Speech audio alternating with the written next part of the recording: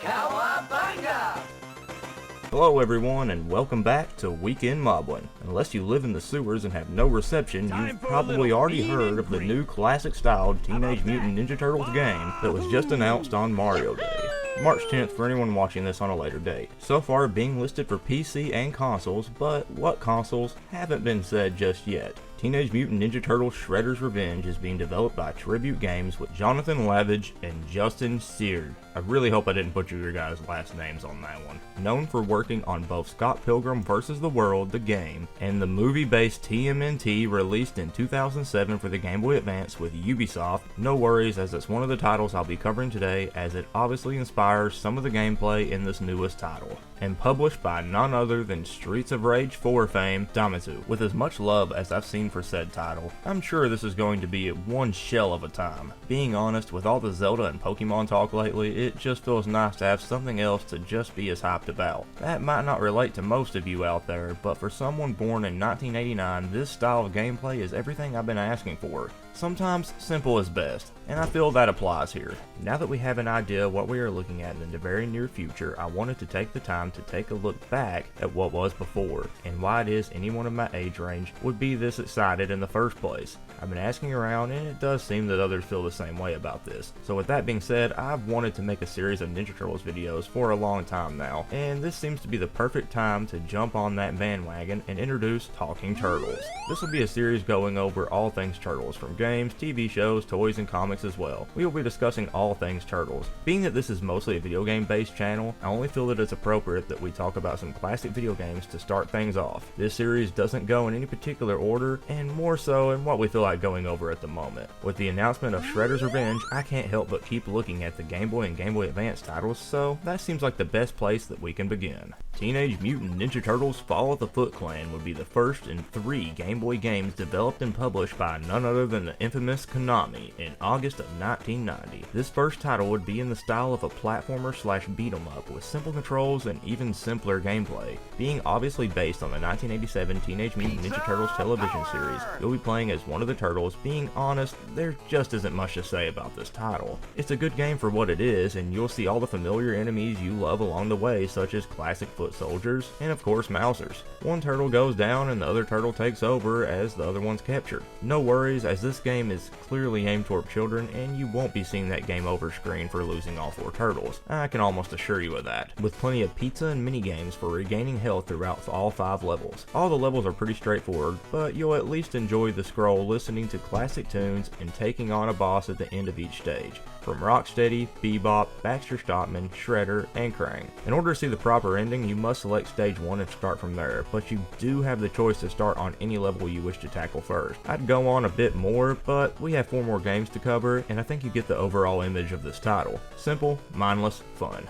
Moving forward, only 1 year later in December of 1991, Konami would release the second title in the Game Boy series known as Teenage Mutant Ninja Turtles 2 Back from the Sewers. This would be the same kind of gameplay as the first, but each of the 4 turtles having his own abilities, such as Donatello's widely known long-range attack, and Raphael's being fast but short range, and with the other 2 being all-around balanced. Unlike the original, once you finish a level, you can enter a bonus level, if no turtle has fallen, or attempt to rescue your fallen brothers. Obviously, if you lose all 4 turtles during the run, like you did on the first game, it's over. And I'll be honest, with all the lasers and falling boulders you'll be dealing with, this is a screen you'll get used to seeing many times over. I will say this game, while much harder, does offer a lot more for your time, from skateboarding or even sections where you can control the turtles in all the directions. You'll run into the same bosses from Fall of the Foot Clan, along with a few extras like General Trag, Granitor, and the Pizza Monsters from my personal favorite episode, and even Super Shredder. But just like before, Krang in his sexy human suit is the final boss. Overall, this was an improvement, and if you're up for a decent challenge, I'd recommend it. But this next title is by far the best Game Boy Turtles game of them all, and one I have much nostalgia for. Teenage Mutant Ninja Turtles 3 Radical Rescue, released in November of 1993, and of course is the final game of the Konami Game Boy trilogy. This title was given to my brother Steven for his birthday when I was only 4, and was the second Game Boy game I'd ever played next to Kirby's Dream Land, but enough going down memory lane. You'll not be able to pick the turtle you start with on this story, as it starts off with Michelangelo, who must rescue Splinter, April, and all of his brothers who have been taken by, you guessed it, Shredder, and taken to an abandoned mine as Mikey was out to pick up some pieces for the gang. Konami must have been eyeballing Metroid pretty hard a few years leading up to Castlevania Symphony of the Night, because just like the Goonies 2 game on the NES from 1987, this game screams Metroid in every way. Much like Metroid, you'll be backtracking as you unlock each turtle instead of unlocking upgrades, using their respected abilities to get to new paths. You'll notice right away that Michelangelo can hover using his nunchucka. However, once you've unlocked Leonardo, he has the ability to drill the floor. Raphael can hide himself inside his shell, much like the Morph Ball, to enter small underpaths. And Donatello can stick to walls. Now, Metroid isn't the only game this will remind you of, as if you remember on the NES, the original Turtles game back in '89 was styled a lot like this, so if you want, think of this as more of a true second game in that style. Much like that title, you'll be facing off against bats and their annoying patterns, as well as foot soldiers, robot versions of foot soldiers, A6 annihilators, and the most memorable, if you ask me, the robot walkers. Now, as a kid, I didn't even think these things were robots. I honestly just thought they were something that was supposed to be a homage to the movie Alien, which also makes me think of the pizza monsters. Okay, I promise I'll stop bringing that episode up.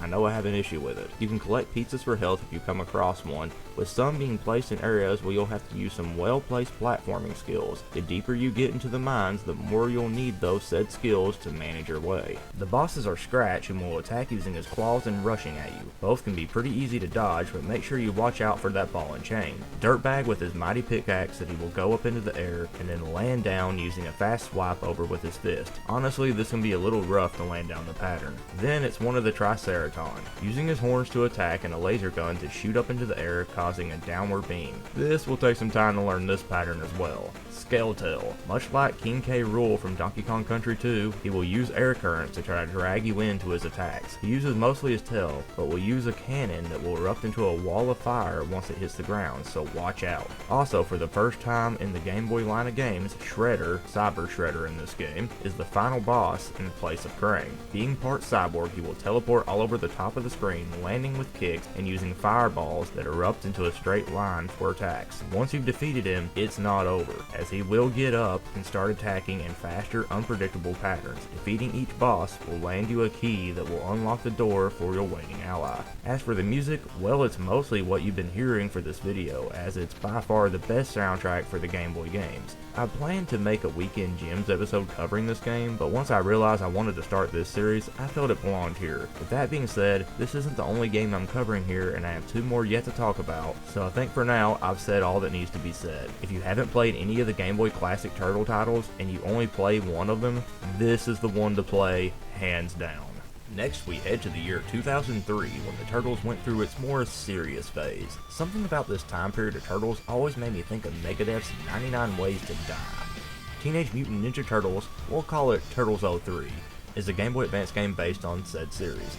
The main story will follow the events of Season 1 episodes Things Change, A Better Mousetrap, Attack of the Mousers, Meet Casey Jones, Nano, Darkness on the Edge of Town, The Way of Invisibility, Notes from the Underground Parts 1 through 3, and Return to New York Parts 1 through 3. I'll leave a link in the description so you can watch the episodes in question if you'd like a full recap. Unlike the other games in the series so far, this would feature separate stories depending on the turtle you pick. All characters will go through traditional side-scrolling levels, but enemies and locations will vary depending on the turtle you pick. The character enters a set of 4 acts, with most being boss fights / platforming levels, but with 1 vehicle driving level for each turtle as well. Picking Leonardo, you will be able to crawl through small spaces, and for his vehicle riding level, you'll be riding the hovercraft sewer slider for a rail shooting style level. Michelangelo can wall jump like your pal Mario, and rides a skateboard through the sewers in a level that will take you straight to the Sonic Chaos Emerald Run minigames. Raphael will use his sai to climb walls much like Knuckles, and for his vehicle level, he'll be using none other than the Shell Cycle,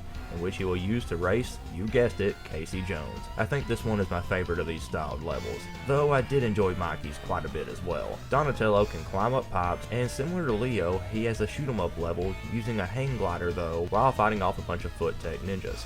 The music in this title isn't anything you'll be remembering for years to come, but it suits the environment. Plus I love syncing the Turtles animations to the music. From the expected mousers to the foot ninjas, you'll be facing the purple dragons, and most notably here, the underground monsters. None of them will put up much of a challenge, with the underground monsters being easy to avoid and land hits on. I do like bouncing around on them though. Bosses will consist of a giant mouser for Leo that shouldn't give you any issues at all, with Raphael getting 2 boss fights in the form of Casey Jones and Dragonface at the end of Act 4.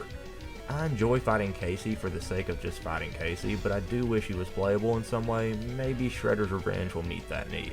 Dragonface and his goons are also on the easy side. You'll team up with Casey, and as long as you keep his goons in check, you'll be just fine. Next we have Donnie versus the Foot Tech Ninjas. This one's about as easy as it gets. Go around, turn on the 3 switches, and make them appear, and go ahead and beat the ever-living hell out of them, and they'll be gone in no time. Mikey though doesn't really have much of a boss fight, as it's more of an enemy gauntlet, facing off against all the different types of underground monsters you fought during the acts prior. Just be patient and try to take as little damage as possible, and you should make it through it without much effort. Just watch out for that acid spit, as it can be a real pain in the shell. Once all 4 levels are completed, you'll be able to select the turtle you want and head for the Foot headquarters, fighting elite foot ninjas with their awesome hats along the way up the building. Now, they'll put up more of a fight than your basic foot ninja, but nothing you shouldn't be able to handle at this point. Once you've knocked all the foot out in the elevator, Hun will make his appearance and attack with punches and a stomp. Just avoid the stomp by jumping out of his path. If you give him time when his energy is low, he will attack using grenades. Now it's time for the final showdown with the Shredder. I won't lie, this is when the game picks up in difficulty, as Shredder is by far the hardest boss and the hardest thing about this entire game. As you can see, I died and died and died here.